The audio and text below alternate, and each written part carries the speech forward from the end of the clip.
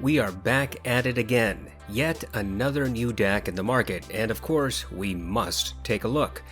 This is the SMSL D6s, a $200 standalone DAC. The folks at Shenzhen Audio sent it to me for review. As you know, Shenzhen Audio has a multitude of audiophile gear. If you're in the mood to spend money this holiday season, check them out. Now, let's delve into the D6s, a product that costs as much as some very good DAC amp combos. SMSL dropped an ES9039 Q2M chipset into this DAC.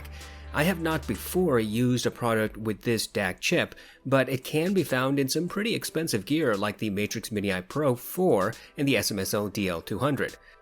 Of course, the 9039 Q2M is a brand new DAC chipset, so we shouldn't be surprised if we see more of these in newer products down the line in the next couple of years. The D6s supports all forms of audio resolution, including the highest PCM and DSD. It includes MQA decoding with MQA CD certification, for all those dozens of MQA CDs floating around somewhere. On top of this, the D6s has Bluetooth reception and supports up to LDAC. SMSL's measurements show output of up to 5 VRMS, a fairly standard dynamic range of 129 decibels, and a completely flat frequency response. Interestingly, SMSL claims that the D6s will provide 2.5 VRMS out of the RCA connection, which is higher than the typical RCA output from other DACs, which is also the case with the 5 VRMS from the balanced output on the D6s. As for build, the D6s is a minimal device. Their front panel has a large rotary knob that doubles as a menu selector. A large window might give you the impression that this is a wide LCD screen, but it isn't. The screen is only a small part pushed to the left side. The back panel houses the USB-C, coaxial, and optical inputs, RCA and balanced XLR outputs, and the Bluetooth antenna connector. The D6s, as I said, is pretty simple. No outward frills. I wish companies would implement Bluetooth transmission along with reception, something that is far more useful to a lot more people than MQA CD. I have a consistent method for testing and comparing DACs. Rather than waxing poetic about how amazing the newest toy makes someone feel, I would rather delve into real-world true A/B comparisons, the type which you can replicate yourself at home if you wanted to. I broke the testing into several phases. In phase 1, I used the D6s as my primary source and connected to my Gustard H16 and Rupert Neve headphone amp. I plugged the DAC into both my PC and Mac desktops. I listened to music and watched YouTube videos and streamed other services and content. In phase 2, I compared the D6s against competitors. This includes the SMSL Sanskrit, Songcause LA-QXD1, and the SU9N. I plugged the DACs into the same PC and used Voicemeeter Banana to send signal to two sources at once. I plugged the DACs into a passive AB switch, which was connected to my Gustard H16. I volume matched using software on my computer and hardware on the DACs when available. I listened to high-resolution lossless audio from Amazon Music HD. In phase 3, I wanted to know if any amplifiers demonstrated a noticeable difference when plugged into the D6s. I connected the D6s to my PC, then to a passive AB switch that sent signal to various amps. I used a passive headphone switch box to monitor the output. The comparative amps I used were the Rupert Neve headphone amp, the Shure and the Gustard H16. Throughout these tests, I used several headphones to get a varied perspective. This list includes the HD6XX, Austrian Audio Hi-X65, audeze LCD2 closed, hifi Man Sundara, Sennheiser HD800S, Bitdynamic DT1990, Sennheiser HD660S, and of course, the newest FIO FT3. I strongly encourage people to conduct these types of true volume-matched A/B tests at home. For about $25, you can find the necessary off-the-shelf components to create your own test bench. If you want less reviewer and fanboy BS, I think you need to establish a reliable, repeatable testing method that mitigates against audiophile nonsense. Now that we've talked about the testing parameters, let's just get to the results. In Phase 1, I used the DA6X as my go-to DAC for several weeks. During that time, I paid attention for any odd behavior in digital or analog connection, overall menu structure, or faults in how the DAC performed. The long story short is that the D6S worked perfectly well. I never struggled with connection to my PC or Mac. I never encountered audible distortion or noise with any of the amps that were connected to the D6S. Even the Bluetooth connection worked fine, no different from any other Bluetooth-enabled DAC. The D6S has PCM filters, of course, and all of them are completely useless, which is the case for every PCM filter bundled with any DAC.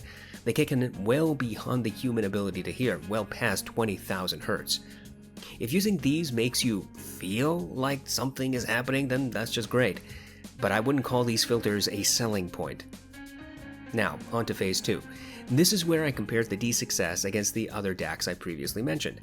In true A/B tests where volume is matched and comparisons are done repeatedly, the result is conclusive. The D6S sounds exactly like the other DACs. It sounds neutral or flat. The measurements that SMSL provides corroborate the subjective listening tests. Now, there is a sector of audiophile community that swears every single DAC sounds different. Measurements and true A/B comparisons can easily verify such claims, or not verify them. Similarly, those who say that every single DAC sounds exactly the same have the same method of verification or unverification, if you will. The bottom line is that all of these companies, SMSL, Topic, Matrix, and the countless number of random Chinese brands on Amazon, are using the same DAC chipsets. They are not developing their own. They're not modifying the chipset decoding processes, and if anyone argues that the different sound signatures of DACs comes from their analog sections, then they're really not talking about the inherent DAC sound. If the argument is that the analog section of the DAC somehow alters the sound signature, then really that's a fault in the analog section. Anyway, just because the D6S has the newest Sabre chipset does not mean it has a new sound signature. Finally, in Phase 3, I used the D6X while paired with several amps. All of these amps are neutral. The objective was to figure out if changing amps would somehow give me the impression that the DAC sounded different. And the answer is no. Using a plethora of headphones plugged into my AB switch boxes, I never once noticed any different in sound signature when flipping among the various amps connected to the D6S. In my view, the D6S is a perfectly good DAC. It has a flat response and sounds, well, neutral. Its sound signature is no different from the other DACs I compared against. If you want a DAC with the newest Sabre chip, then maybe the D6S is your product, especially for this price. For now, until there's a new DAC chip released next year.